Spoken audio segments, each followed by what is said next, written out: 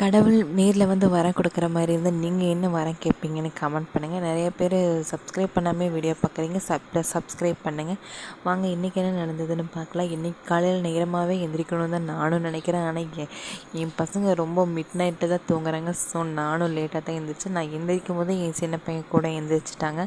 So அவங்க எந்திரிச்சதே அவங்க take care பண்ணுறதுக்குள்ளேயே அவங்களும் எந்திரிச்சிட்டாங்க. ஸோ 2 பேர்த்தையும் கூட்டிகிட்டு போயிட்டு இன்றைக்கி காலையில் என்ன சமையல், அம்மா தான் சமையல் பண்ணுவாங்க எப்போவுமே. ஸோ அம்மா என்ன சமையல் பண்ணியிருந்தாங்களோ அதை வந்து தம்பிக்கு ஊட்டி விட்டுட்டு அப்புறம் வந்து ரெகுலர் லைஃபுக்கு போயாச்சு. எப்போவும் போல் தம்பி துணியெல்லாம் ஊற வச்சு துவைக்க வேண்டியது தான்.